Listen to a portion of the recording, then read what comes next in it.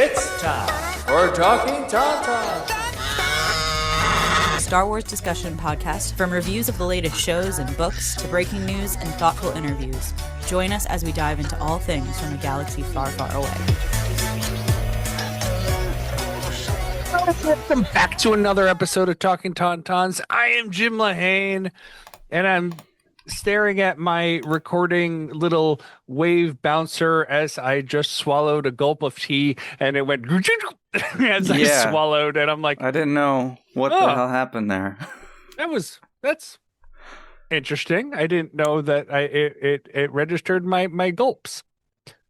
But anyway, joining me today is our Clone Wars correspondent. It's Alex Bond. It me. I will not be gulping into the microphone today. Apparently, I didn't even realize that I was. Yeah. I didn't have the Zoom window open for a second because I was getting down to the cast list. And I was like, good God, what is that sound? Did it really come through? It came through. Oh, yeah. Well, okay then. I will make sure that I drink my tea slightly away from my microphone as opposed to on top of it. Yeah, you gotta chocolate rain this thing. You gotta move away from the mic to sip. That's a great 2006 reference for anybody who was on the internet at that time. I was on the internet. Tell me you remember Chocolate Rain. I do not. Oh my God, Tay Chocolate Rain. I was an adult at the time. So it was it spanned generations. Did it though? Yeah. Oh, maybe not. Fine. How are you doing, Alex? That's going to be one of at least two references to 2006 I will have today. The next one will come when we start discussing the episodes. All right, then. I prepped notes, kind of, mentally. I'm good. I feel like we just did this. We did. Like 2 or 3 weeks ago? So, for those who are out of the know, who don't know when we're recording on February 1st. This is actually going to come out towards the end of February. I don't know the exact date off my head. I recorded 4 podcast episodes in less than a week. You going somewhere? I'm going to the U.S. Virgin Islands. Oh, that's right. You did say that. It's our anniversary. And so when I was looking for recordings for us, I'm going to be gone 2 weekends in February because we're leaving one weekend. We're coming back the next weekend. So the Valentine's weekend we're leaving. We're coming back the weekend after that on Sunday. Mm-hmm. And so I'm like, okay, well, the 7th, the 8th would be perfect to record then. And that's the one weekend you can't record. That's correct. Yeah, I'm away. So, I'm also going to somewhere warm, but for way less time. Where are you headed? I'm going to Florida. Oh. We're going to Orlando. We're going to have a little Disney birthday trip real quick. That's right. Hold on. Your birthday is this week, if my phone tells me correctly. I noticed my birthday and my wife's birthday. Your wife's birthday is not in my phone. That's understandable. It's on Tuesday. I would hope it's not. Well, that would be weird, I guess. But yeah, so we've got both of our birthdays and our wedding anniversary in the span of like 8 days. So yeah, our anniversary is on the 11th. Same. Oh, that's a good day to get married. Yeah, I guess so. But we got married in Buffalo. We got married on in February. Smithville. Yeah, and so it's a funny story. It was super cheap to get married in Buffalo in February because nobody does that. Yeah. And the only other thing that's happened notably in February in Buffalo was the Miracle on Ice in 1980. I was before I was born. Same. That is to say, not a lot happens in Buffalo in February, and if it is, it's cold. Yes, and so we being on a budget, extreme budget, as I had just gotten out of grad school and my wife was a medical resident, we went for as cheap as we could possibly go and still have a decent wedding. Turns out people trying to get into the wedding got hit by the snowstorm. Oh, There was nothing in Buffalo the day before, but everyone trying to get, because I'm from Long Island, so a lot of people coming up from Long Island, they got hit with a snowstorm. Then Buffalo got hit the day after our wedding, and so people couldn't leave the wedding. And so, but the day of our wedding was great. yeah. Hey, whatever happens before and after, Not the our day fault. of was the important part. They can figure everything else out. Yep. And that was apparently 20 years ago, I'm told, Yeah, wow. according to the calendar. Yeah. Chocolate Rain must have been running up the charts at that time. It's They didn't play that at your wedding? Again, I was an adult. I don't know what you are even referring to. I just after this just hit up YouTube, go to Chocolate Rain. I'm going to put that down on the list of things I'm probably not going to do. You're missing out. You're missing out. Apparently, I'm missing out. Nicole would have my back on this. I'm sure she would. So, I guess there's no point in doing news because I guess not. we don't know what news is going to be coming out when this episode comes out. Man, can I make a prediction though? You go just for like they announced Mandalorian season 3 coming to 4K Blu-ray, Andor season 2 with a steel box that is, I'm gonna say, who's even a retailer now for like Best Groove? Buy. Let's say Groove exclusive steelbook or Shout Factory exclusive steelbook and/or collector's edition Blu-ray.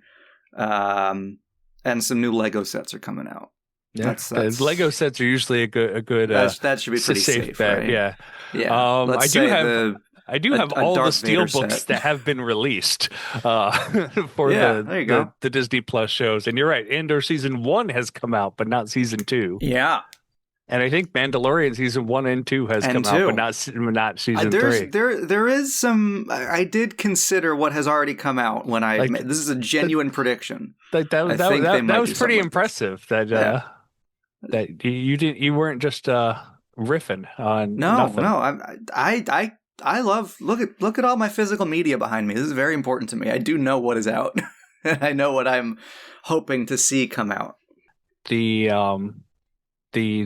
wall of apocrypha things. Yes. things that no longer matter underneath your Blockbuster video sign. Hey, they matter. They'll become more and more important as time goes on. Let's say a Mandalorian and Grogu Super Bowl trailer, because that comes out in May, right? That movie's supposed to come out in May. Yeah, we're definitely gonna get something. Yeah, so I'm gonna say a Super Bowl spot for that. They're gonna start ramping up for that real soon. I'm not gonna be surprised there's some kind of a Starfighter sizzle reel for the Super Bowl. I would be surprised because the way Lucasfilm has generally acted is that whatever's next is what they focus on until it has come out. And so Starfighter doesn't really exist. Oh, it's 2027 film. Yeah, until they canceled that. Yeah. And that won't exist until long past now. I'm really surprised we haven't seen much on Mandalorian and Grogu actually up until this point. They're running into the same problem that they ran to with the Solo movie, is that they aren't advertising it enough. But it's not like they have Disney competition for whatever weekend in May it comes out. Like normally, they would cut a they had Star Wars movies coming up on Marvel movies because they were releasing like 4 of those a year. We're not getting another Marvel movie till end of July for Spider-Man, and that's partially a Sony thing. So Disney's probably like, it'll make money anyway. And then Doomsday in December. So I was trying to think. I'm like, what is the next Marvel movie? And I couldn't even think of it. You're right, Doomsday, because we were getting getting trailers for Doomsday in December, more so than we're getting for The Mandalorian in May. Yeah. Now, to be fair, okay, Mandalorian is May 22nd. My understanding, at least maybe this is rumors, the Doomsday trailers are not actually like shots from the movie. They were specifically created to set up storylines and like character pairings, and the stuff we saw in those trailers may not happen in the film. So if they threw those together potentially, you know.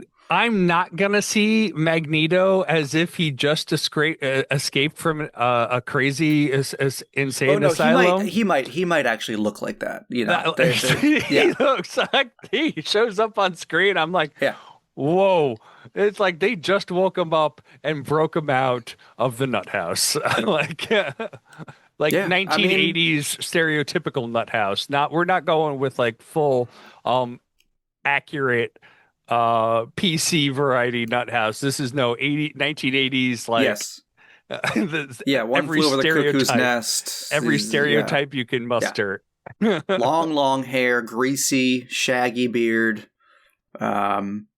Yeah, I mean, I'm sure he'll look like that, but I just think like the dialogue and the little clips, like they're not specifically. So, you know, I do think it's weird that we've gotten all of that stuff before anything for Spider-Man, but we'll see what the Super Bowl holds. I am anticipating more Mandalorian stuff to come. I am disappointed that they stopped doing the Doomsday trailers. It seemed like they were going to do them 1 week for an entire year, and I'm like, okay, I'm down for this. Actually, like they're like 1 minute trailers. Let's do this, and they're like, no, you get 4. Yeah. You want an hour of movie footage spread out over the course of a year? But you even said they're not real movie footage, so I want an hour of movie footage. Of just ancillary stuff that you have to watch to understand the movie before you go. Like, watch this hour compilation. We'll cut them all together as an hour-long video. Watch that, then go see this 3-hour film. Yeah, that's good business. Let's do it. Let's do it. And now the internet is loaded up with, actually, it's almost died now with people putting on will appear in Doomsday next to some random thing. Yes. My favorite was somehow Palpatine will appear in Doomsday. That was good. I did see one for Josh Gad the other day because he showed up as himself in Wonder Man. And then I saw just Josh Gad will return in Avengers Doomsday. So they're still finding reasons to do them. If there is something at the Super Bowl, expect more. And expect if there's a Mandalorian Grogu trailer and then a Doomsday thing, that it will be like Grogu will return in Avengers Doomsday. Oh, yeah. Well, that's going to be, regardless, even if there is a trailer, that is going to happen at some point. The meme won't die. So, all right. We ready to talk Clone Wars? Let's go for it. I'm Ahsoka? You're reckless, little one. You never would have made it as Obi-Wan's Padawan. But you might make it as mine. All right. We are talking season 4, episodes 15, 16, 17, and 18. And I had it on my list from somewhere on the internet that it was called Crisis on Naboo. I hate that title. Apparently, in my own listings, I had it as the Bounty Hunters arc. I think that fits better. I would say so. I think maybe the issue you run to is that didn't they like subtitle season 3 like Rise of the Bounty, or season 2 maybe Rise of the Bounty Hunters? That's the official Lucasfilm titling of that season. Yeah. So yeah, I don't know. We'll call it the Bounty Hunters arc because that fits a lot better. I mean, yeah, but so does the dead Obi-Wan quadrilogy. He's not dead. Has his face off. It's the face off. Yeah, they do the you only live twice thing, the James Bond, where they kill James Bond, they bury him at sea, and then he comes back as like a Japanese spy. And there's like unfortunate yellow face kind of going on because it was 1967. I have not seen I've seen some James Bonds. I haven't seen most of the ones before I was born. I think they're all on Netflix now. If you've got Netflix. I'm sure they are. I haven't gotten there yet. But maybe when you're done with your Lord of the Rings thing. Yeah, we're watching Rings of Power now. We just started that. So. Oh wow, you're really in Middle Earth, huh? We are in Middle Earth. what was I going to say? I forgot what I was going to say. I had a comment, but now it's gone. So, let me give the general plot summaries for each of the episodes before we dive into them. Episode 15, Deception. Obi-Wan fakes his own death and goes undercover as his own, quote, killer, Rako. I have questions Hardeen. about that. Multiple people pronouncing it. There seem to be two factions, and the narrator is on one side. And Mace Windu and somebody else is on the other side. Oh, Anakin. He called him Rako. Yeah, because when we first burst into the bar, he's like, the narrator "Where's says Rako?" Yeah, the bartender says Rako, I'm pretty sure. The little droid that comes to collect him calls him Rako. Mars Volta, what's his name? Maro Eval. I have comments. Moralo Eval with the most original name. Thank you, Lucasfilm, for the most original name since Savage Opress. Yep. Well, he says Rako. Dooku says Rako. I don't know if Rako or Rako ever says his own name. Yeah. Unlike Moralo Eval, who only says his own name, and nobody else, I think, actually says it. And his full name at that. He doesn't just that the full government name is what he refers to himself as. Every time. I like my Eval name. Like, sure you do. You and Savage make a team. All right. So Rako Hardeen. So maybe I should start over. That's the middle of a sentence. Obi-Wan fakes his own death and goes undercover as his own killer, Rako Hardeen. So I still can't get past that. So he can infiltrate Moralo Eval's plot to kidnap Chancellor Palpatine. Episode 16, Friends and Enemies, disguised as bounty hunter Rako Hardeen. Obi-Wan Kenobi is on the run with criminal mastermind Moralo Eval. And our good buddy Cad Bane. But their partnership is on thin ice, and Anakin and Ahsoka are in hot pursuit. Episode 17, The Box, which every episode of this arc is rated exactly 8.3, except for The Box. And The Box has an 8.7 because everybody loves The Box. The Box is cool as hell. Yeah. Count Dooku challenges 11 bounty hunters to survive several deadly levels devised by Moralo Eval. The winners will participate. Your prize is 1, you get to live, and 2, you get to participate in the plot to kidnap Chancellor Palpatine on Naboo. Speaking of Naboo, episode 18, Crisis on Naboo. Cad Bane leads Dooku's team of bounty hunters, including a disguised Obi-Wan, in a plot to kidnap the Supreme Chancellor during the Festival of Lights. Hanukkah? Yep, that's where my mind went, of course. On Naboo. Literally, this is the first time it crossed my mind. I'm like, oh, yeah. Wait a second. That's Hanukkah. Yeah. I didn't know Nabooans? Naboonese? The Naboo. Aren't they just the Naboo? They could be. I like Naboonese. I know, but, well, at least the Gungans, we no like the Naboo. Oh, well, okay. They don't like Moralo Eval either, I'm sure. No. How can we even trust the Gungans? All right. What are your feelings? How do you like or dislike this arc? I like this arc. I have some things that I'll nitpick. I found all the nits to pick, but that's that's how you make a podcast. Yeah, exactly. But I do like it. I do. I think it's kind of cool that there's a face-off thing in Star Wars, and that Obi-Wan has to kind of act like a bounty hunter. Then he kind of quickly drops the guys and just tries to help everyone survive.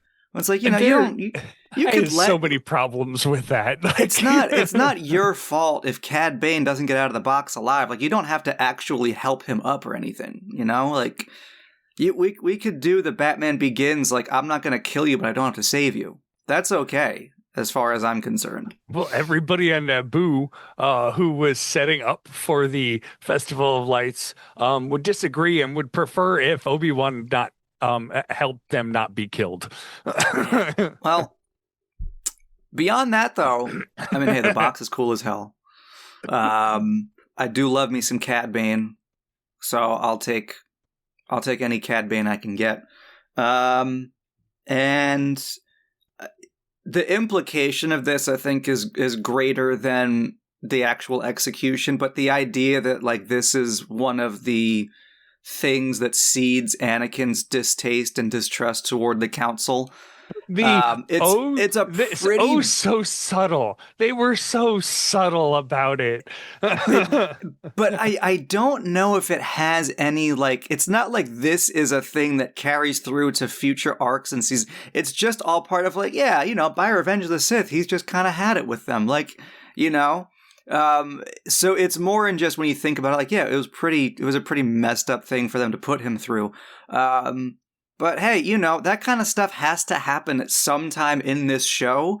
Otherwise, Revenge of the Sith really comes out. Because generally, Anakin is seen as, like, he's capable, he's trusted, he's on the front lines, he has a Padawan. Like, he seems like got a lot of things going for him. And then Revenge of the Sith would happen and be like, oh, wow, he just had, like, 3 really bad days and became Darth Vader. Like, we need to see as it happens. We need to see them kind of screw him over a little bit. And everyone points to the end of season 5, the what is it? The Jedi Who Knew Too Much arc. Yes. As like a catalyst for his start to say, like, no, he was straight up lied to by a bunch of people that he works with and trusts here. So we got to show something like that. So yeah, I enjoy this arc. I think it's pretty damn good. I did enjoy it, and the box it's a game show. Like, it is what's it called? Squid Games, essentially. Like you gotta survive the game show, and nobody survives the box except Obi-Wan. Right. And he's Obi-Wan, the only one that can even, like, think. And these are some of the best bounty hunters on the planet. And he pulls the them planet, in the galaxy. He pulls them along with him. I do wish that the Manta Ray guy, he had survived. He had a cool design. Mm-hmm. Yeah, and then, like, the last test that they do of, like, all right, well, let's see how they do without Racco Hardeen's leadership. And then, like, it's just, oh, Racco, can you make these 5 shots? Okay, now you have to fight me one-on-one. Oh, you beat me one-on-one. Okay, everyone survives. Well, that's like some of the tests made sense. So, like, only one person can take the serum and go through the force field, which makes sense. It would make sense more if they knew who it was. Like, even is it like Powin or something like that? If he didn't even know, right, that he could do it, and so, even then it was a 50-50 shot. Yeah, according to Obi-Wan, that his blood type would have been. And what if he had died before they got to that part of the box? Exactly, because but not even the box. They needed that in the heist. Well, yeah, but that's what I mean. If he dies somewhere in the box, they don't make it to that point, then either they skip that test, feasible, or all of those bounty hunters die and they have to start again and assemble a new group of 11 bounty hunters in time for the Festival of Lights. Or they just start pumping other people with the drugs to see if they work. To see if they also can get through a force field. I guess that's an option. Cad Bane, you're up. Yeah. I'm gonna go with no. So, yeah. Overall, I enjoyed it. I thought the box was great. The payoff, the last episode, the payoff of it, I was confused by a lot of things. We're like, why did like I guess I was confused during the episode, and then they like explained like why wasn't um Dooku at the drop off point, Mm-hmm. and why did I guess they never really explained why Reiko Hardeen's gun only had one shot, Yeah. because even though he was under surveillance by Dooku, unless they can remotely turn off the gun, it Right. doesn't There was no explain. confirmation until he spoke into he said out loud, basically, for them to confirm. At that point, he already had the gun. Yeah, it's... Huh. I didn't even think about that part. And what was his entire purpose in this plot? Because he wasn't supposed to shoot Palpatine, because he didn't. Right. And so what was his job as a sniper? You're right. This arc sucks. Like I guess that wasn't explained to me.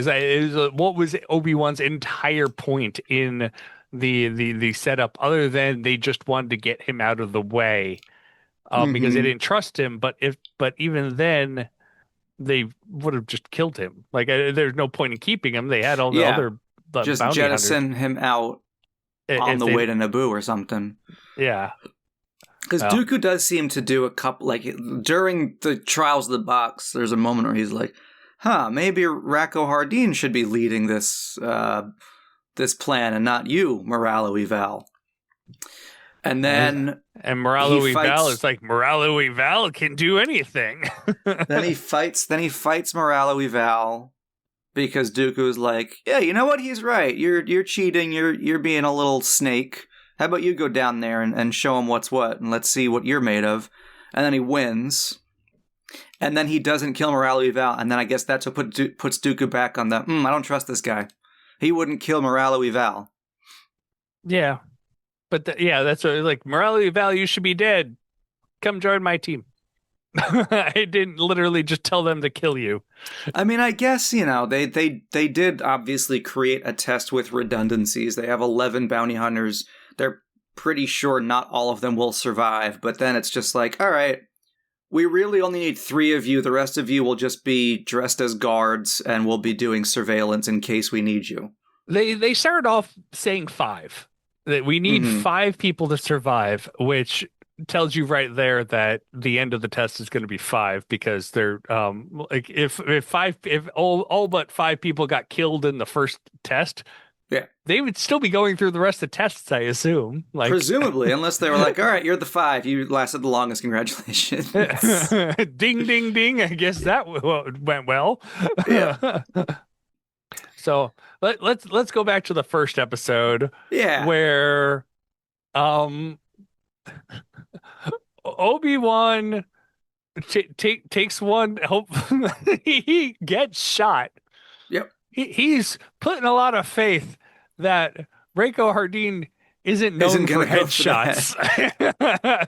Yeah, it's like that scene in Dumb and Dumber where they send in Jeff Daniels with a bulletproof vest to go and like break down the hostage situation, and he gets shot in the chest and it goes down, and then the FBI comes in and, and Jim Carrey's like, "What if they shot you in the face?" And Jeff Daniels like, "What if they shot me in the face?" And the FBI's like, "That was a risk we were willing to take." I'm like, because I could have swore, I'm like, oh, the bounty hunter has something to do with this. Like, I couldn't remember exactly like the plot line, and I didn't realize that the bounty hunter was Reiko Hardeen, which makes a lot more sense, I guess, in the whole scheme of things. Yes. But yeah, he gets shot in the chest, and dead fish flops over the side of a building. Yeah. Goes down like 6 stories probably. Right in front of Ahsoka. I know. I questioned whether she was in on it, because we never as well. really got confirmation whether she was or was not. Anakin, we know for a fact. We don't know about Ahsoka. I don't think she did. They wouldn't have told her without telling him. Like, it seemed like it was not widely shared in the Jedi ranks. I feel like this was firmly Obi-Wan, Mace Windu, Yoda. They're in on it, and no one else is. Because they Yeah. really got to sell it. So then you have, like, members of the council at his funeral. Anakin's got to be mad. Ahsoka, I mean, I don't know. I guess she could be a pretty good actor, but her eyes are half full of tears when she turns and tells Anakin that Obi-Wan's dead. After, like, because I thought I would, if this was me, I would have had her give Obi-Wan the I'm dead drug. Because that way would he have could, really messed up Anakin. If she knew about it, like, that would have been... We wouldn't have Revenge of the Sith. He would have sliced them all down at a moment's notice if she was also in on it and also lying to him. So I mean, let's bring in Padme while we're at it. Padme knew about it. So C-3PO was aware of it. So turns out Obi-Wan was stabbed by a lightsaber. Ahsoka's like, you told me to kill him. I thought that was part of the plan. No, you're supposed to give him the drugs. Oops. Yeah, so they're getting fired up. Now, I also forgot about I knew he impersonated a bounty hunter. I forgot that he impersonated the bounty hunter who supposedly killed him. Yeah. And it's very important that that's established so that he can, like, have credibility. So I get that. But I was thinking, like, so which Jedi is under the helmet taking shots at Anakin and Ahsoka and Obi-Wan? That's Is Mace Windu just, like, that you also have, like, I'm like, that bounty hunter was, like, hella lucky to get away from Anakin after you just killed his former master. Like, what would have happened if they caught the guy that, like, was, I assumed just as you, was in on the plot. Right. Like, Mace, what are you doing here? Because then he as he's getting away, he drops a smoke grenade. He doesn't drop, like, a thermal detonator or anything to, like, do damage. He just puts up a smoke screen to get away. And even that was like, well, it wouldn't have, even if the bounty was just Obi-Wan, you would be using deadly force against anybody else that's chasing you, I imagine. I mean, I'm not a bounty hunter, so I can't confirm, but I'm pretty sure. Also, force powers are often not used. They're always used super conveniently in these kinds of, whether Obi-Wan's supposed to die or not. There's sometimes where it's like, wouldn't you just yank that guy off his speeder bike? Exactly, or just hold this whole speeder bike. It's like, joom. Like, he's getting away. Yoink. The yoink factor of Jedi powers is sorely not used enough. Yeah. Or even just to use it to clear away the smoke immediately and see where he's going. Yeah. Whatever. You know, it's fine. It's a kid's show, Jim. It's fine. It's a children's cartoon. Well, so my next nit to pick, facial tattoos. Mm-hmm.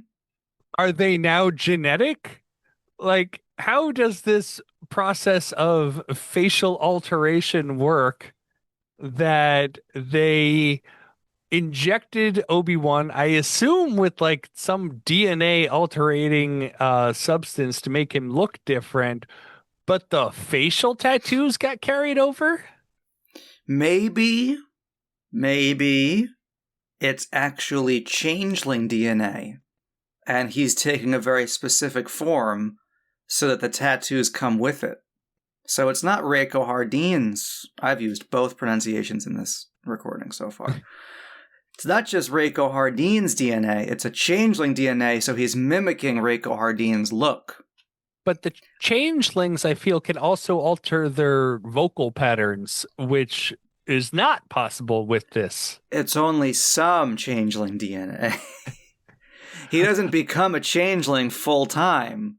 Oh, I don't know. I'm trying here, man. Is Reiko Hardeen a human? He is a human. So those are tattoos. Those aren't like Togruta markings, you know, like that kind of thing. Like all of his people look like that, or like whatever Maul is. Dathomirian. He or also Zabrak. He's a Zabrak. Zabrak. He has tattoos. Those are tattoos. Those are tattoos. They are tattoos. Yeah. Okay. Well, Jim, it's a kids show. Unless you wanted to see part of the episode where Obi-Wan goes to a tattoo parlor. That was what I was waiting for. It's like, you are completely changed. Now come to the tattoo parlor where we will inflict more pain on you through facial tattoos. You thought that was painful. And then we established that tattoo your eyelids. There's also technology where they can just kind of use like projector technology to appear as the Senate guard or appear as Palpatine. I have questions about that. So that's an option. He didn't have to like change his whole structure, the muscles and bones in his face. Well, that whole thing was weird. Because you have Embo, complete with hat, basically disappear. He disappeared when he is in this holographic projector. Oh, hello there, puppers. And... oh, you're so warm. Like, it occasionally glitched, but was the glitch 100% for our benefit and not in the story? Universe? No, I imagine it was happening in universe. Because... I don't know. It glitched a lot. Yeah. It seems like a very bad disguise when it keeps glitching and everyone go, did you just look like somebody was inside of you? That's weird. That seems unnatural. Who knows? Who knows? So Obi-Wan is dead. We have his funeral. They cremate something. They cremate like they do the whole thing. So they spend a long time, right? Like he has his moment where he like kind of closes his eyes as if to like, pray for forgiveness. He steps out, he gets shot. He goes down 6 stories like he's, I don't know if you saw One Battle After Another, but that scene where Leo's jumping over rooftops and then he just misses a jump and falls 40 feet and hits the ground and gets arrested. This is kind of like that. So basically, were you to drop a sack of potatoes off the edge of a building, that was Obi-Wan's go-to move. It just flopped, and then he appears dead. They cremate him. Then there's a scene with Mace Windu and Yoda, and Yoda's like, we're going down a dark path here, and Mace Windu says, no, for the plan to work, a Jedi had to die, and they still haven't revealed to us that Obi-Wan is alive or in on this. Now, obviously, we know he's alive because he's Obi-Wan. There's still a lot of Obi-Wan story to come in the movies. Last I checked, he was in episode 4. But they spend like scene after scene and even just the private conversation. Well, yeah, Jedi had to die for the plan to work. Like, that's diabolical. Come on now. That was just the scene for them to show up in the infirmary wing and reveal, like, open the curtain, there's Obi-Wan, and then they could be like, yeah, sorry you had to die. Like, it was just really funny how long they dragged it out for. Unnecessarily long. It's like those shows that this person's not going to die, but yet they feel the need to go through with it to the end of the show. And it's like, but we all knew that person didn't die. Like, as opposed to... No body, no death. Well, I guess there was a body in this case. Yeah, and they incinerated it. Who volunteered for that one? Yeah, what? Who? I don't know. I'm curious about that.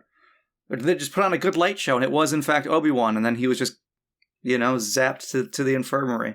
Was it just a dummy? Was it just like a training droid or something? No, it needed to be a real person, so they also went out and killed somebody. And they needed a fresh body, This was the Jedi that died. Hell, it's not even the only time. It's not even the only time in this arc that Obi-Wan fakes being a corpse and almost gets cremated. It happens in literally the next episode. Yes. Or maybe it's this episode. Hold on. Wait, it might be all in one episode. It's all the prison stuff happening here? When they escape all the prison stuff does happen in here. We have 2 cremation scenes in this episode. You're right. Yes, we do. where What he the gets hell? it into the box with the dead Rodian. Yeah, man. Oh God, that's really funny. I just put that together. And he escapes a la Squid Game. I didn't see Squid Games. You haven't seen Squid Games? I haven't seen Squid Games. It's like literally the same thing. Where they escape through the coffin boxes as they're alive. Yeah. What did I just watch where someone pretended to be a dead body to escape from something? The Clone Wars. Oh man, no, there's I don't know, whatever, not important. Anyway, he shows off his big metal chest piece that takes the blaster bolt, right? And he's like, "Yeah, the dive off the building was pretty good, huh? Like I really had to sell that." He gets face-offed, really face-offed, because they do send him to this really is face-off. They send him to prison too, to meet up with a terrorist. Moralo get the plan. Eval, Which is exactly who how happens face-off to be goes. hanging out with Cad Bane. Yep. And then afterward, because he gives them the rundown, all right, I've kind of infiltrated. I think I'm in with Morale Eval, but he's in league with Cad Bane, and they're like, oh, our intel didn't tell us anything about that. And Yoda says something about oh, we should have known that his arrest was something related to this. It's oh, so now we're just making stuff up on the spot. Oh yeah, we knew Cad Bane was arrested. We just didn't. We didn't follow the breadcrumbs of that. Cad Bane is all incorporated with this. Yeah. Thanks, After he Yoda. already had a whole thing about going against the Senate and Palpatine not that long ago. I love how one, Obi-Wan goes by Ben. Yes. And two, he gives no F's whatsoever about when he contacts the Jedi Council. Is that he is in the middle of the workout room where he pulls the earpiece and transmitter and starts talking to them in the middle of the gym. Wouldn't this have been better? Yeah, you got it from there, but bring it back to your cell? You'd think so. But he shares a cell with Moralo Eval and Cad Bane. That's not his cell. Because they immediately brought him there, then they took him out. That's right. That's right. You're right. And so that was Moralo Eval paid for him to get brought there and then left. So he is not. I think it's just the bosom buddies there. So I'm on the continuity section for the episode. Obi-Wan uses the codename Ben, a reference to the name he used, obviously, in Exile. It's also revealed in the novel, in the Legends novel Kenobi, and then later the canon novel Brotherhood, that the name was originally given to him by Satine Kryze, who appears in the background of the episode at Obi-Wan's funeral. I did not spot her there. I didn't spot her either. But apparently she's the one that gave him the name Ben. And also the moral of the episode is based on Sun Tzu's The Art of War. The all warfare is based on deception. I thought all warfare was based on trying to kill the other person, but 6 of one, half a dozen of the other. Boba Fett's there. That one surprised me. I'm like, that sounds like Boba Fett. Is that Boba Fett? And I thought, because he 4 confronts, seconds he's in it. Yeah, very quick.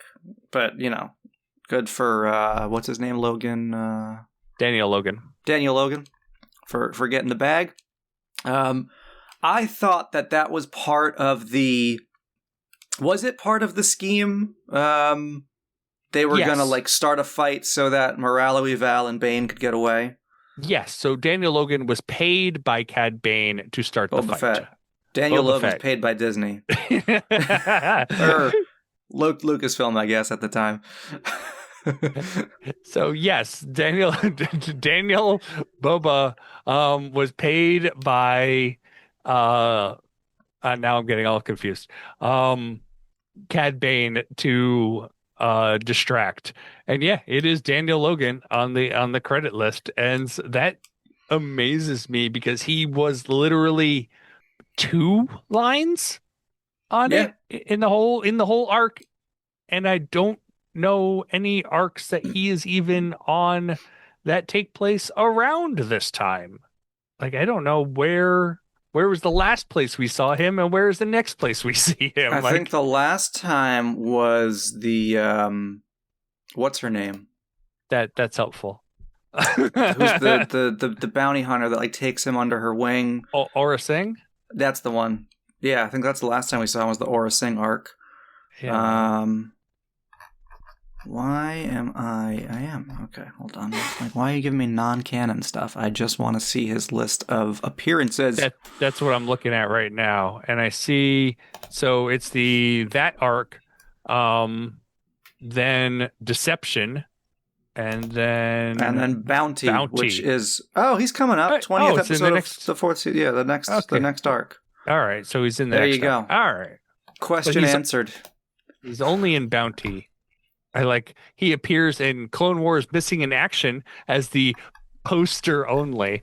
I'm like, I don't think Daniel Logan got paid for that one. No, probably not. But it is a character appearance. Oh, yeah, I guess. Damn, that's the last time we're gonna see.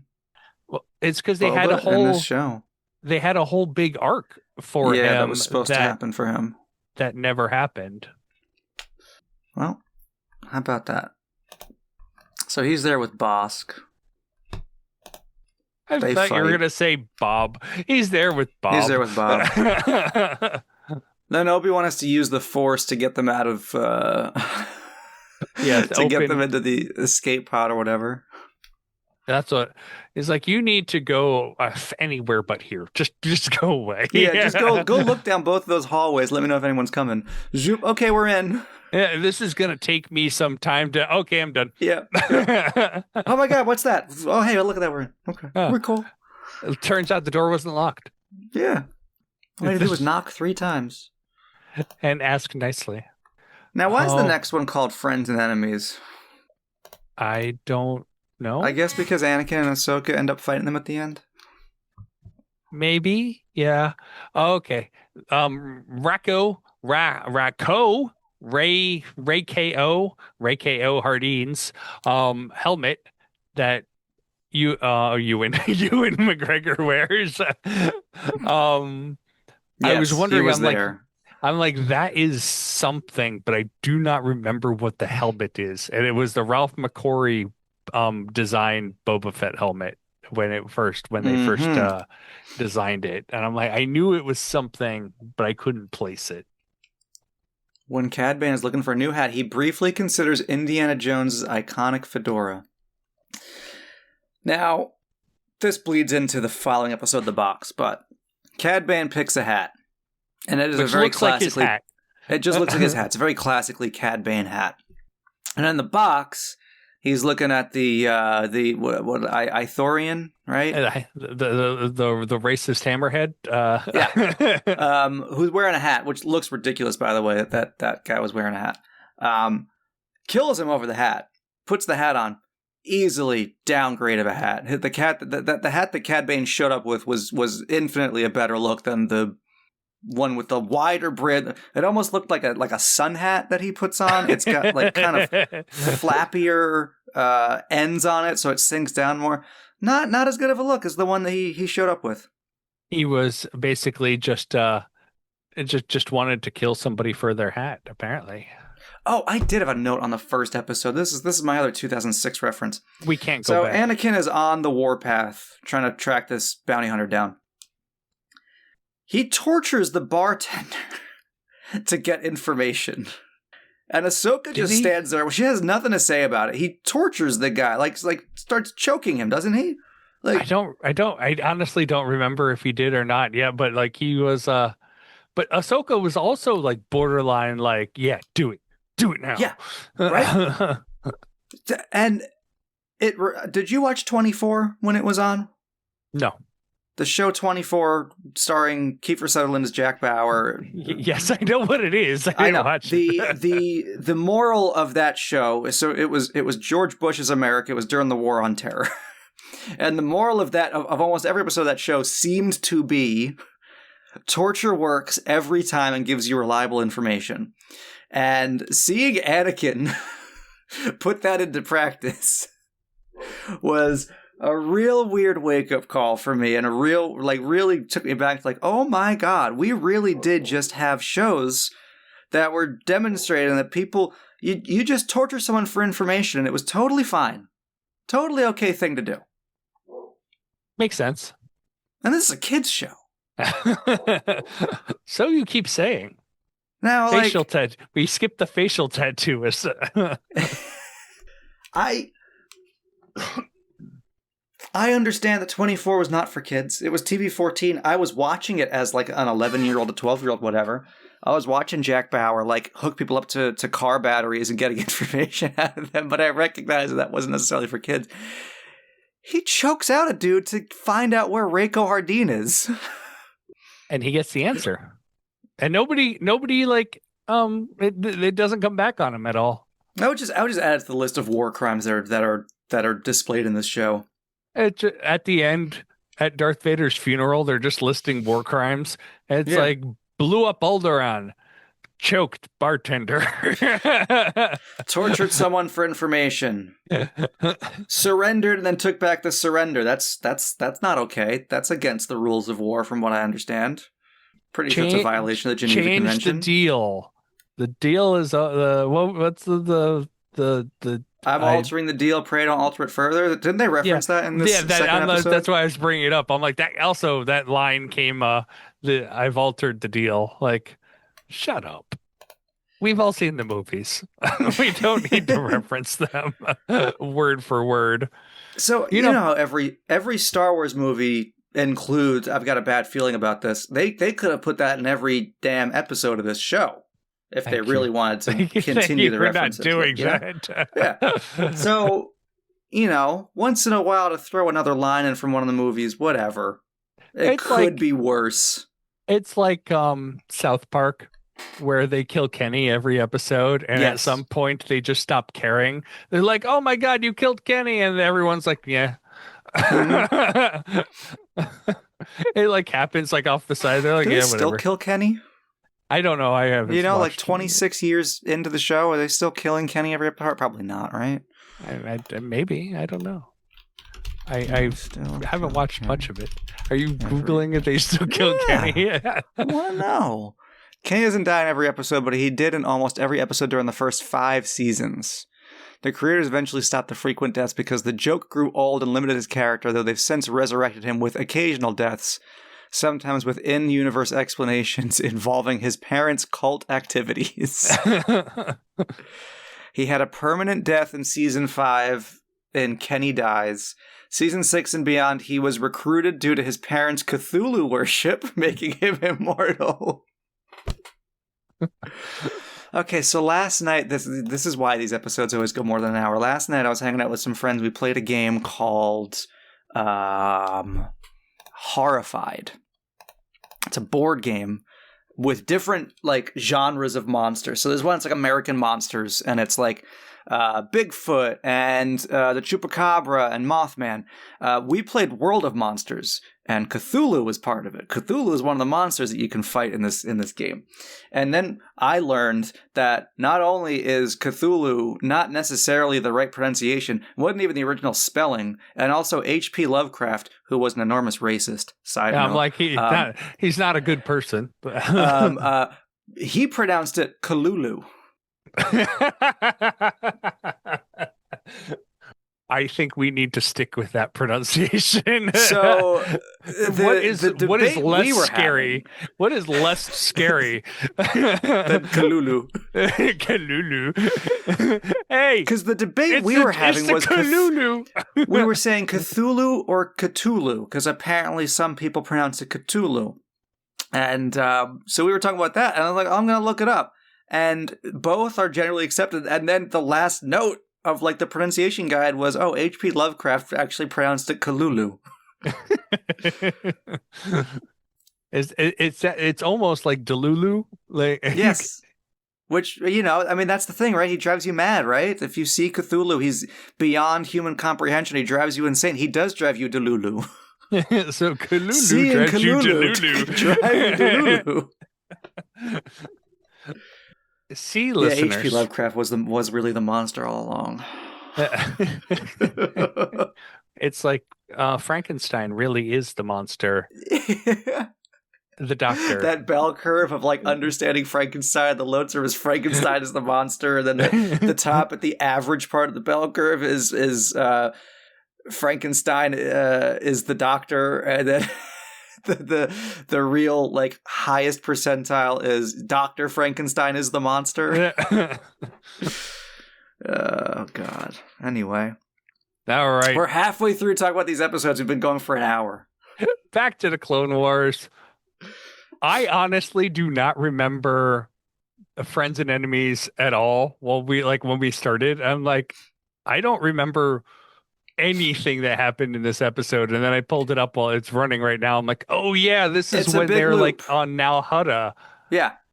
And so they land on Nal Hutta, they get a ship, they leave Reiko behind, they don't even get off planet, they come back to the bar where they left Reiko Hardeen, they get back on the ship, where Reiko they crash Hardeen... the ship again, but not bad enough that it can't fly away. Yeah, so Reiko Hardeen gets money from the Jedi Council to buy a ship, which he's like Cad Bane's like, where'd you get money to buy a ship? It's like, some people owed me money here. It's like, yeah, I'm going to believe that. Why didn't you use that the first time we were here? Like, yeah. But it's interesting, right? Because they think he's going to get taken to the huts. That's their whole thing. Oh, we're going to leave him behind. We've caused a stir. He's going to get taken to the huts. We'll get away. No problem. No muss. No fuss. And then he's like, oh, yeah, some people here owed me money. I'm actually happily drinking at the bar. And also I can buy us another ship. The funny thing is, there's no huts in this episode. Yeah. They reference the huts. They are on the hut home planet, and yet we see not one hut. I guess they were all at wherever the next pod racing event was happening in the galaxy. Apparently, I was going through the trivia, and pod racing is referenced at some point. Really? Yeah, I don't know if this episode or I think it was this episode. It would make sense considering that. Yeah, in the saloon on Nal Hutta, there's a poster of a Doug that says that Sebulba will be signing autographs on Saturday. Sick. So that's where they're at. They're setting up for a Sebulba meet and greet for the Nal Hutta Grand Prix. Now the Bunta, what comes after a holiday? Not Bunta Eve, it'd be like Bunta. It'd be Bunta. Bunta Eve, because Christmas Eve and then Christmas. So the Bunta Eve classic and then the Bunta. Bunta would be the next day. Bunta. Now, I'm pretty sure Bunta Eve is a place, not an event, right? No, Eve means before. In English, but does it mean before in Basic? I don't know. Do I speak Basic? In theory, right? Yeah, I guess everybody on Earth speaks Basic. Yeah. Except those cultures that also speak other languages like Huttese and Basic. Or they understand Basic, but they respond in Huttese, and then the person they're speaking to understands Huttese, but speaks back in Basic. Yes. Like Han Solo. All right. Yeah, not much happened in this episode. I would say, if anything, the episode was fine, but it was completely forgettable because then you go into the box, which is. I mean, Obi-Wan hands Anakin's ass to him. You know, just beats him to a pulp and says, "Don't follow me." And then Anakin's like, "Oh, I knew we had a connection. Obi-Wan's still alive." But he didn't realize that was Obi-Wan. He's like, I feel him somewhere. Yeah, he's like, he just beat the pulp out of you. Yeah. I recognize that chokehold anywhere. But he still didn't equate that Reiko Hardeen was Obi-Wan. Yeah. Until Yoda's like, we need to have a talk.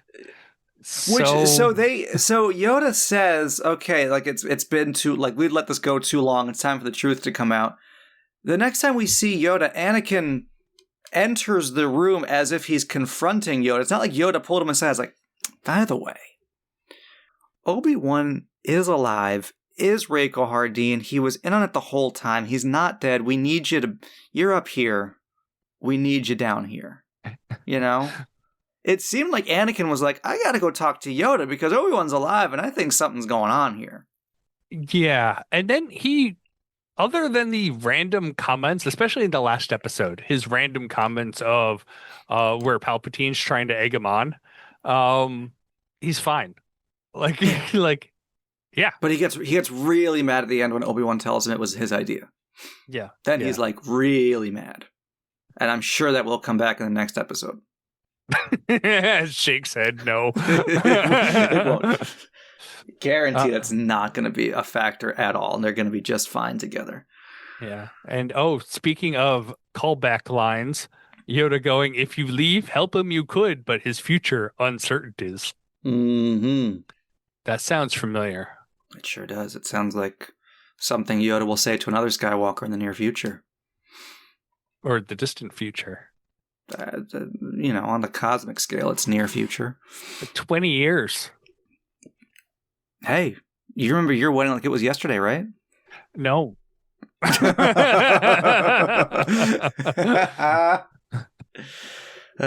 was 20 years ago. I was a different person then. I had more hair.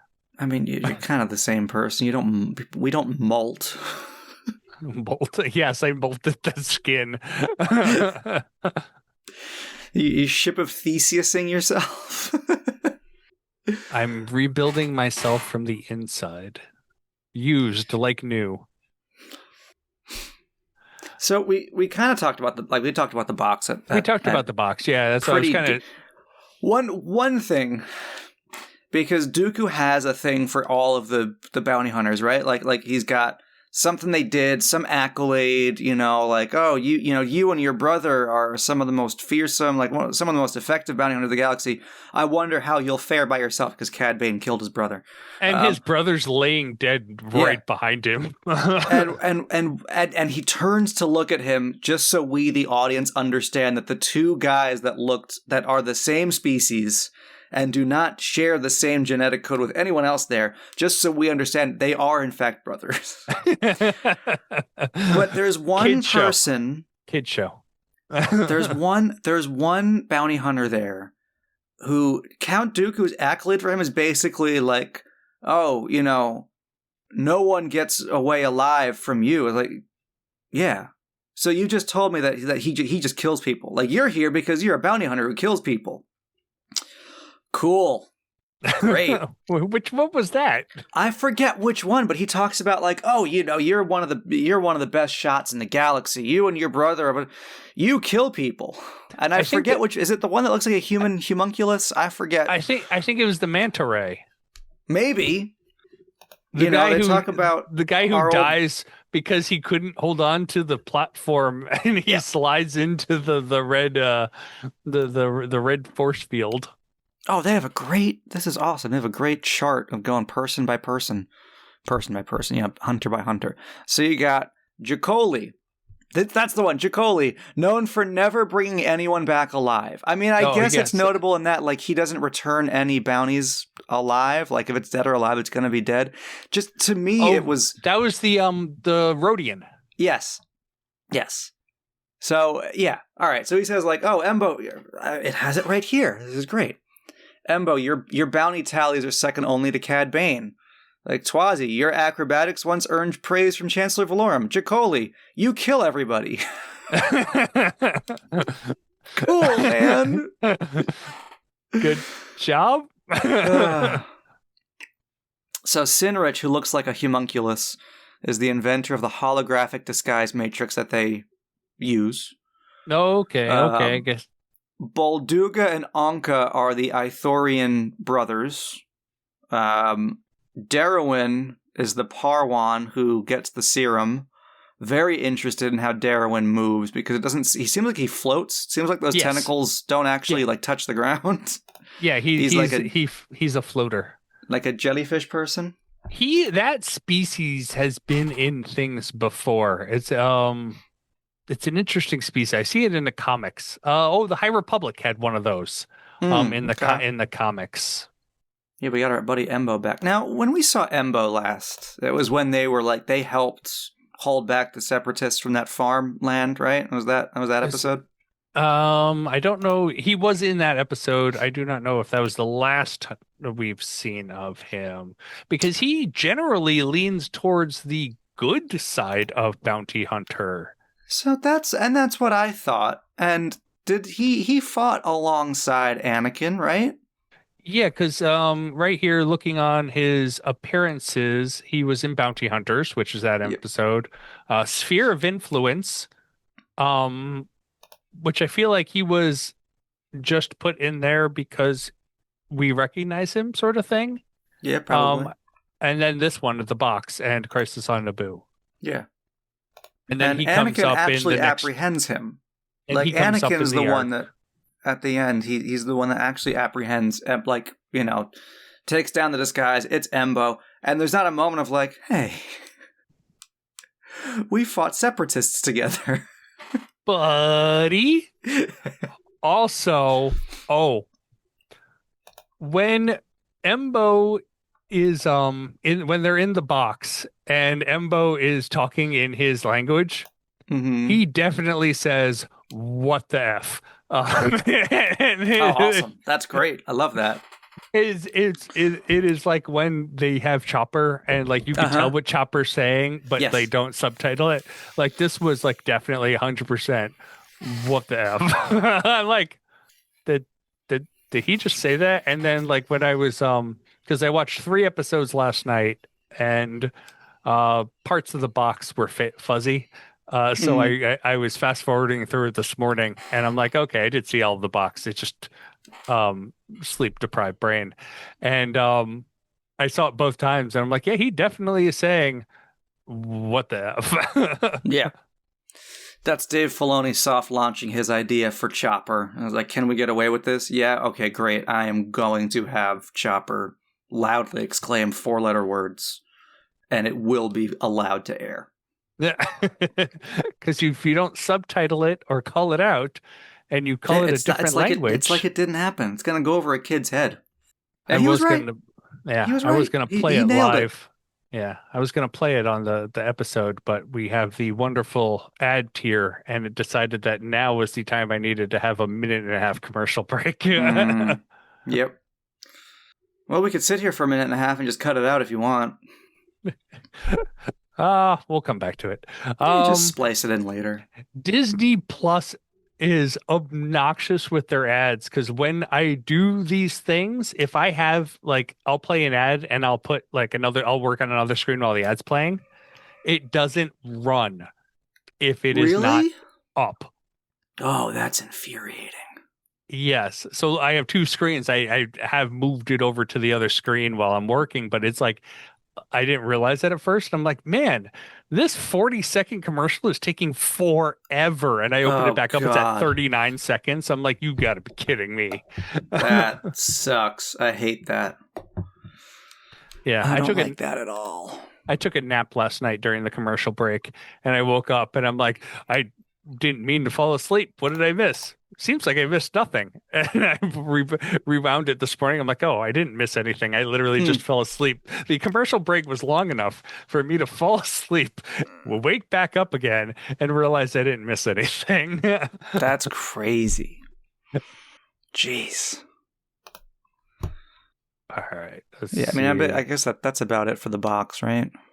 All right. Hold on. I got it pulled up. See if I can. It was inspired by Cube. That makes sense. But Michael cool. Crichton? No, Or no, Cube that's the Sphere. film. Yeah. Different shape, different shape that exists in 3 dimensions. Cylinder? Pyramid? Is this a pyramid?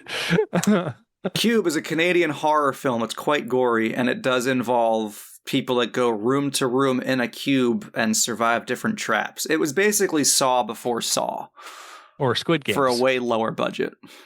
And way worse acting. All right, here. Let me try, see if this works. Rosso Ponzi needs strong. See? You're not wrong. I'm like, This is the third time I've listened to it, and I'm like, yeah, no, that's definitely. And it just subtitle speaks in alien language. Mm-hmm. Damn, they don't even credit him with his own language.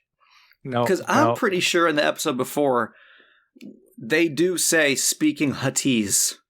Oh, Like you're right. When they come out and start like, them, it was them. They beat the hell out of my husband, and I think it says speaking Huttese. It's possible. On another side tangent, so I read The Godfather last month. I think I told you that. You did mention that, yes. We watched it last night, just to kind of compare, and the movie is amazingly like the book, except like trimmed down. Like a lot of things are taken out, but like the plot is nearly identical, and lines are nearly identical. There's a whole conversation. Like occasionally they'll speak in Italian or Sicilian, and they'll subtitle it. Except like one entire conversation, because we decided to go from the Roku channel, which had it for free, but with a billion freaking ads. Mm-hmm. And we're like, we'll just rent it. Like literally a 3-hour movie. They're making this into like a 5-hour movie. Yeah. And so we're like, we'll just rent it. Pay for the Amazon rental. So we got the rental, and immediately after that, they start doing. They're in the restaurant talking in a Sicilian with each other. Or they say Italian. I'm pretty sure it's Sicilian in the book, which I think is a different language, but they don't subtitle it. And we're like, did something get messed up between the two like versions? Because they subtitled the Sicilian earlier in the movie. So we had to look it up. We're like, oh no, they purposely didn't subtitle it to increase tension. I'm like, but I don't speak this language. Yeah. Well, it's like there's oh god, what Once. There's a movie Once. It's like a very low budget Irish like love story movie, and it involves a Irish musician who falls in love with I think she's Polish, like a Polish. That sounds like literally my history, as I am both Irish and Polish, and that is the only two. And so there's a scene at the end, like they're basically, it's like a will they won't they, like and they just simply cannot be together. It's got great music. It's essentially musical, but not in the traditional sense. It's a very great movie. And at the end, as they're like kind of going their separate ways, because she's going back to her ex-husband because I think they have a kid together or something.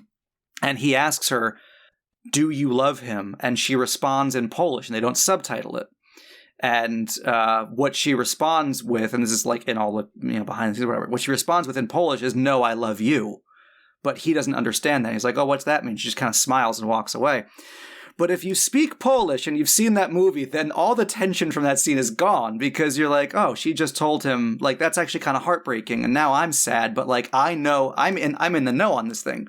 Like, yeah, so if you just speak the language, which people around the world that might see this movie, like when they dub it for another language, because obviously if they dubbed The Godfather in Italian, those scenes are going to be dubbed in another language. Like, is someone who speaks that language going to be like, oh my god, I understand everything about this scene, and I think I'm the only one here that does.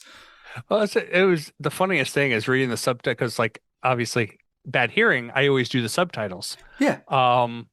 The free version of the subtitles are fine. Mm-hmm. Not all the subtitles, not even like the Italian ones, because I don't speak Italian or Sicilian, so I don't know what they're saying. The one that we paid for on Amazon didn't match the dialogue whatsoever. Like AI. It was. Oh, is that what AI? it was? Probably.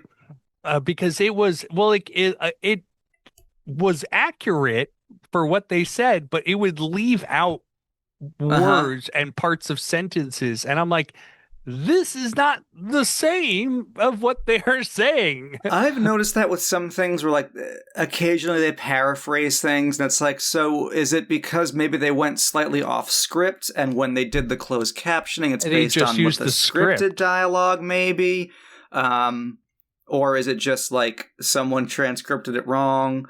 Sometimes I do. And especially where Amazon's involved, because they just had a whole thing recently where they did an AI recap of season 1 of Fallout, and it got characters' names wrong.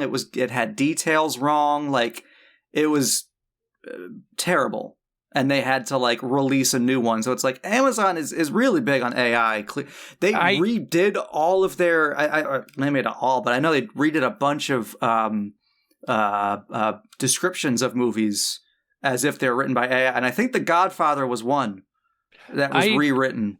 So I think I would say it probably, I would actually say it probably wasn't AI, because it was like what you were saying. It was a lot of paraphrasing. Like instead of the person saying, buddy, I hate you, it would just say, I hate you.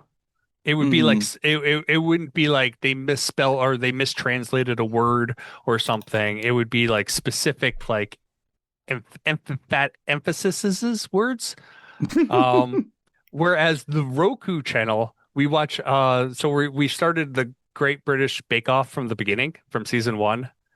And I believe that is the automatic captioning, because they will frequently misspell names of foods. Like clearly, like somebody who knows the show doesn't know anything about it. Yeah, because like the word would constantly be wrong through the throughout the episode. Like they're talking about a baking term, but they're like capitalizing it, like instead of pate, it would be like Pete. like it was like weird things like that. Man, that's really funny.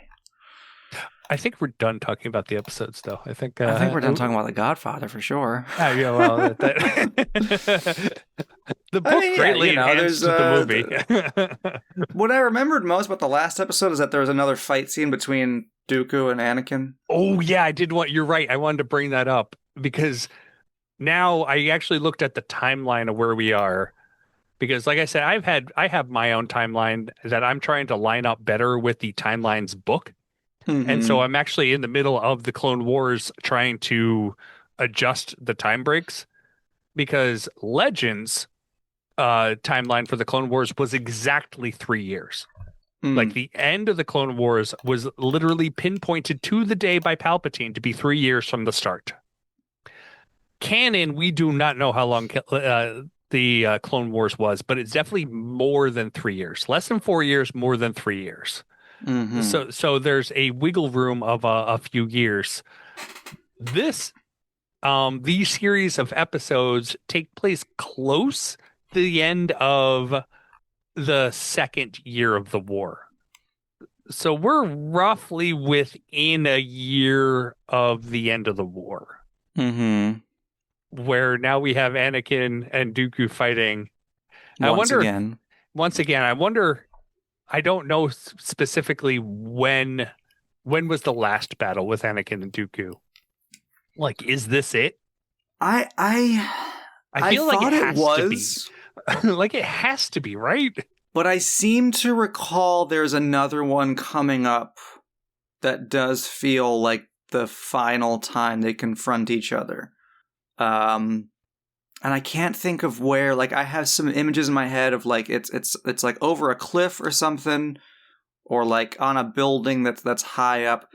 I remember there being some kind of like finality to it, but it's still like, okay, so in a couple months you're gonna run into him again. You're gonna tell him my powers have doubled since the last time we met. Like, all right, I found something on Reddit which seems like it does a pretty good job of cataloging it. And if we jump to where we are here, which is Crisis on Naboo, season 6, episode 10, the Lost One, is a 2-on-1 fight as Anakin and Obi-Wan take on Dooku. Then Dark Disciple, which is iffy on the timeline, somewhere after now, I guess. And then it's Revenge of the Sith. So I guess we'll have to keep an eye out on the Anakin, the season 6 episode. Fair enough. Yeah, because that's exactly when they're fighting. I'm like, are they actually going to fight, or is this going to be one of those like a Anakin Grievous situation, like where they didn't actually fight because Dooku ran away or something? I'm like, no, they fight. That's a 1-on-1 fight. That's there's no question about that. And they're dragging Palpatine around like he's a rag doll. And this is all part of the plan. This is all part of the plan.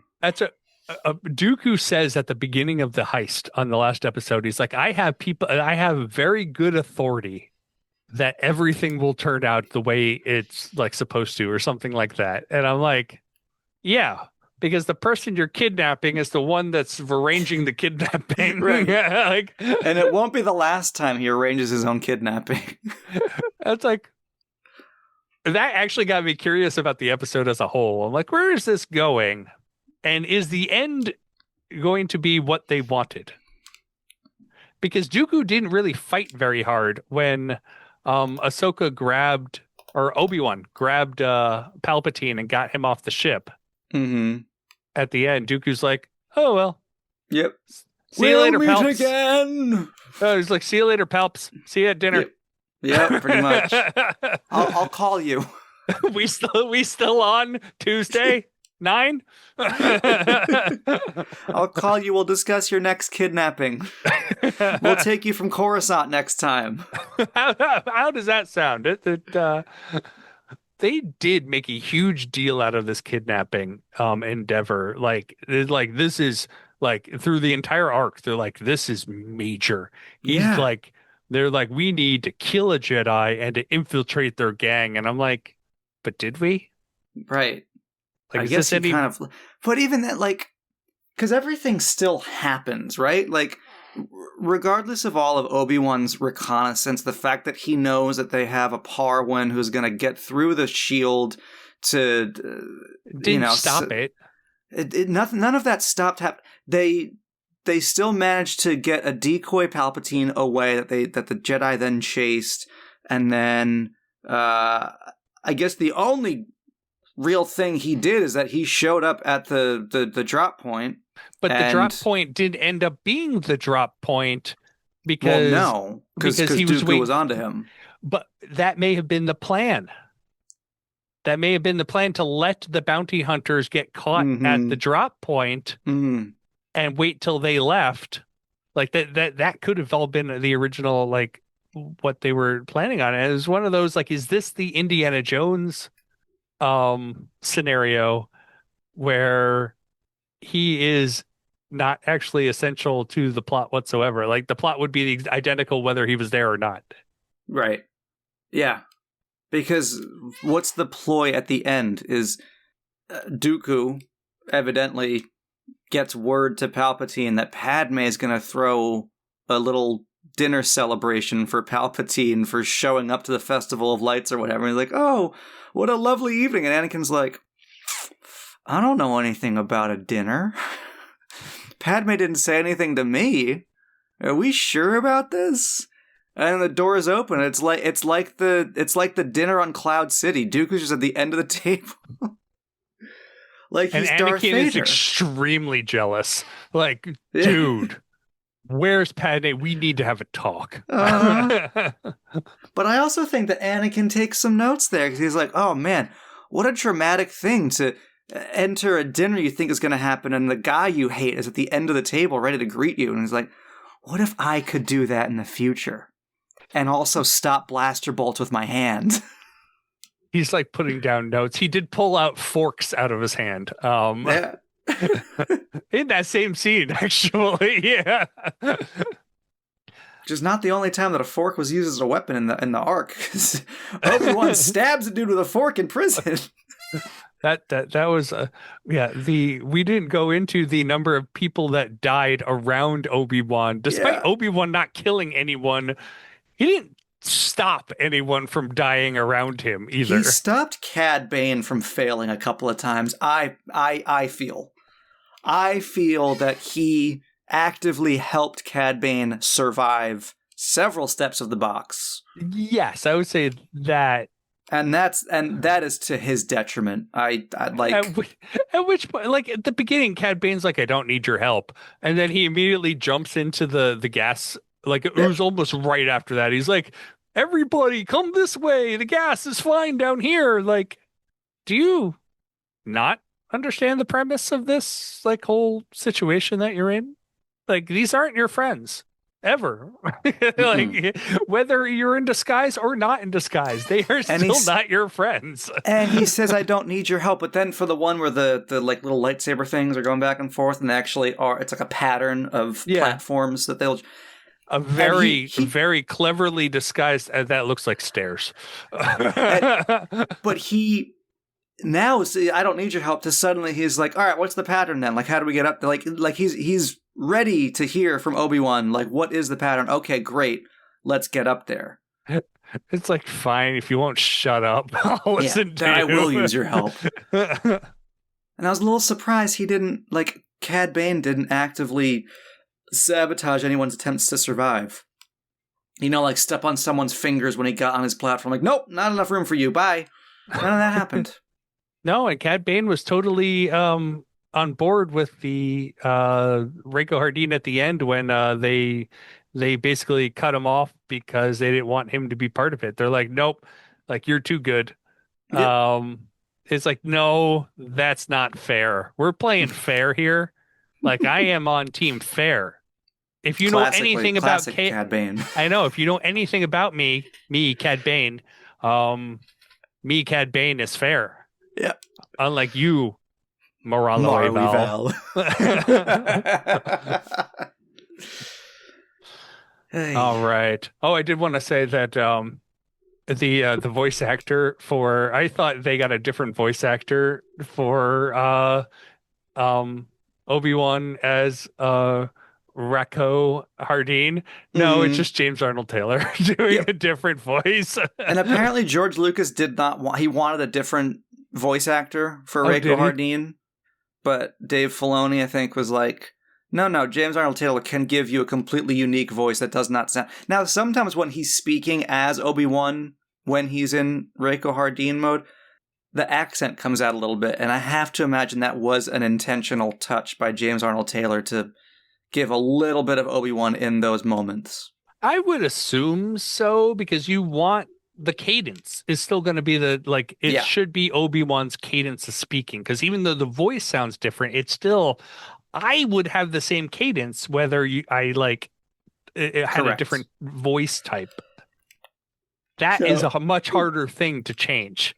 I thought that was I felt that was a good touch. Now, I do blame the director for not having consistency over the pronunciation of Reiko Hardin's name. In the same episode, within a 5-minute span. I understand if these actors are not like recording together. I think they as did, the actually. Director, maybe some of them, but it's not like they're all in a big room going line by line and like you're hearing Reiko Hardin, then you're saying Rako Hardin. Like, I think they did. But the director should be establishing consistency. Or the writer. His name is pronounced Reiko Hardin. Or Rako, whatever it is, and just there it is. I actually write it down, remember it. I wonder if they did on purpose, because you have the Han thing, you have Leia. Yeah, but no one. It's just Billy D. Williams that says Han, isn't it? He's the only one. He is, and he's getting choked, and he does it again in Solo as a joke. But Leia gets called Leah. I think it's Leah. It was definitely a different pronunciation, and it was in A New Hope by Dodonna, I think.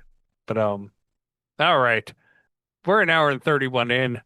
If I cut out all our the Godfather talk, we'll be at an hour 25. Yeah. You got anything else? No. Did we beat the dead horse? More Speaking than. of the Godfather, More than. Well, they don't beat the dead horse. They decapitate a horse and put it in the guy's bed. Well, you don't know. Maybe the book didn't describe. If the book didn't describe it, then it's not like it, By the way, I just want you all to imagine that they did beat this horse after they decapitated it. Just bring that into the scene with you. I don't think that conversation happened. I'm pretty sure Francis Ford Coppola was not going that far. He's just like, how would you react if there was a horse head in your bed? I'd probably be pretty freaked out. Okay, great. Use that. Yeah, you said, why are you covered in blood? Oh. All right. Speaking of children's shows,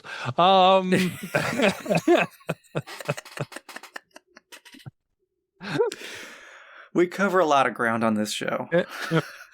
All right. With that, you can find us all on all but one of the social medias at Talkin Tauntauns. You can find us on our website, talkintauntauns.com. You can email us, contact@talkintauntauns, or hit the little contact button on our website. You can leave us a 5-star review wherever good, bad, or indifferent reviews are left. And the best way you could help the show is to share the show with a friend or an enemy. Perhaps Hey, that was polar one of the bear. episode names. Yeah, friends or enemies, yes. Or share it with a box. that was another episode name. Okay, we'll see you next time.